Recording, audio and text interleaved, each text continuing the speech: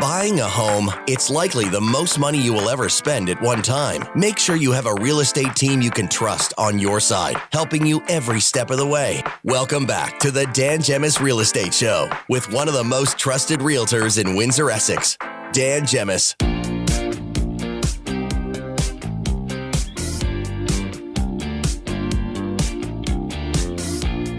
Okay, everybody, welcome back to the show. It's time for our Landlord Tip of the Week with Patrice Surette from Goldmar Property Management. Hey, Patrice, how are you?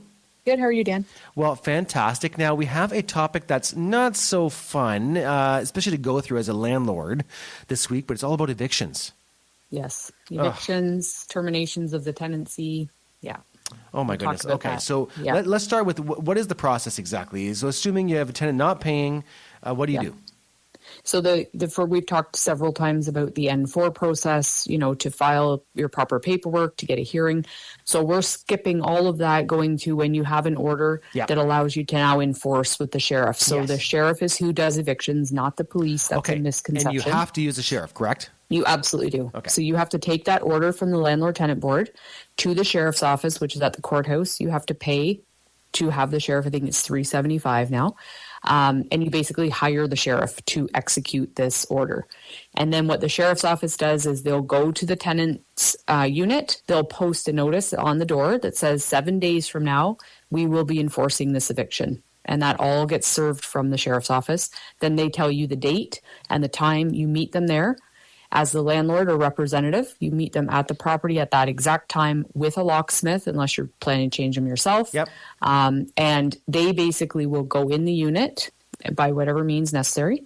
If you have a key, or if not, they get in and they will remove anyone who's in there from the property to allow you to change the locks. Like typically, I'm assuming the locksmith would get them in, or would they? Yes, so we'll either pick the lock, or if you, like in our case, we usually have keys. Unless the tenants change the keys, we don't have access. So that's why a locksmith's good to pick we don't want to kick any doors. No, in, sure, right? it's damage. So, but they will get in. They'll remove the people from the property, and the sheriff will stay there until they have been removed, or get in a cab, whatever needs to happen to get the people off the property.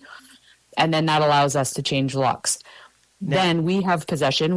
You sign the paperwork that gives you possession of that unit. And for 72 hours from that moment, you have to allow the tenant access with you present to get their things. So if this is talking about a case where they're still living there fully, right? So the sheriff's removed them.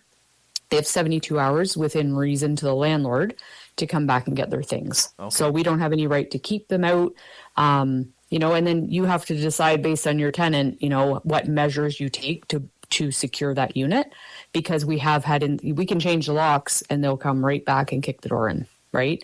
So you have to determine how much you need to do. Do you need to board up your windows? Do you need to, there's a lot of different factors, to keep them out, because if they get back in, they're trespassing technically. However, it's still like, what are the police? They're going to remove them again. I was going to say, theoretically, if they get back in, do you have to apply again? Like, what's the process? No, it would be a police issue because that's a break and enter, right? So you have your paperwork saying you have possession, not them. Yep. So they have no right to be there.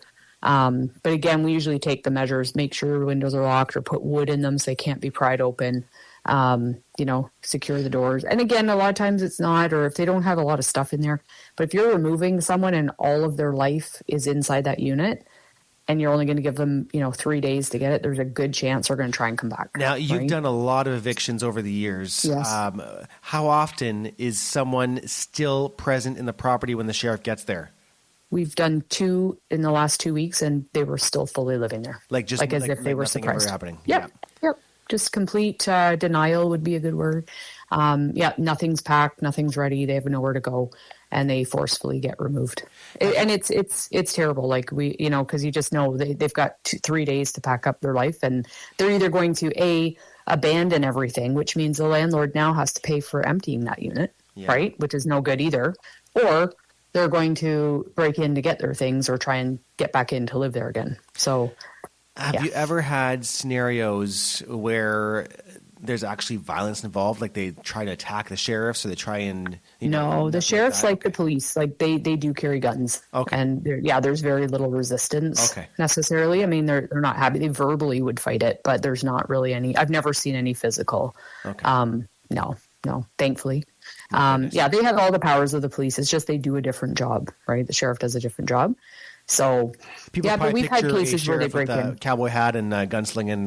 You know, No, but no, no, they look like police. It just says sheriff on the back. Yes, of you know. course. But they have the same bulletproof breath. Like it's very much police enforcement.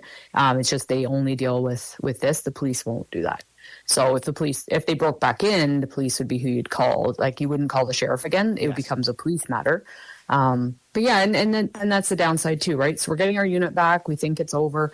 And yet here we are now. We either have to pay to empty a unit, which could be thousands of dollars, depending what they're leaving and the weight, right? Or we're dealing with them trying to break back in and do more damage, or, they break back in and they steal like the plumbing, or they, there's so many scenarios of things that cost, like the eviction sometimes is not the end of the road. There's still this enforcement period. And that's, 72 hours. Then we get possession and we got to start dealing with the damage inside, so it's terrible because we've already had the financial damage and now we're dealing with unit damage to get your unit back, to either re-rent it, sell it, whatever you're doing. It's just these costs. And then the really bad part after that is if you want to try and get your damage costs back, that's another landlord tenant. Well, that's a whole other landlord tenant board hearing you have to file for and try and go after them for damages. Now you have 2 orders for amounts owing, and for that how do you collect that? Yeah. Right? Yeah. So. Jeez. Not enjoyable at all. No, not easy. It's a very long process, which brings you back to things we've talked about before with the proper screening and landlord references. And, it's much easier to wait a little bit to get the right tenant than to rush into a tenancy and try and deal with it at the end. Now, Patrice, if a tenant stops paying rent tomorrow, how long can one expect before, assuming that they stop paying rent, they never pay rent again, how long can one expect before they can get the sheriffs involved and get the tenants out? I mean, we're getting hearings about 4 months, which is way better than it was. Jeez. But that's just the hearing, right? So then depending what happens at the hearing, if they get a payment plan, that's another thing, and they may start to pay. If they don't pay, then you file for a breach, and then you wait for that order to hire the sheriff. And then there's an opportunity for a tenant to file a stay, which I don't know if everyone read that article that was in the paper, where it was so long that they didn't pay and the landlord thought it was over, and then they filed a stay, which means even though the sheriff was hired, they filed it and now they have the right to another hearing. Oh my! So then we're waiting for another hearing date. Yeah. So all said and done, it could be a year. Oh. Well, listen, I've been there. Yep. Yeah, so, absolutely. Longer. You were with me there. During COVID, it was longer. 100%. So, yeah. We had a tenant. But I remember, I don't know if you do, before COVID, we used to have a start to finish eviction, 4 to 6 weeks. Yeah. Start to finish. Yep. Do you remember? Yep. It was glory days, we called them. Yeah. We could have enforcement within 6 weeks, maybe 8. At worst, the landlord would be out 1 month because the last month's rent would pay for 1. They'd be out 1 month plus legal fees.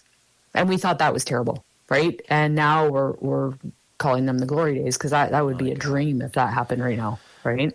So listen, we're out of time, but how does everybody get a hold of you if they have questions?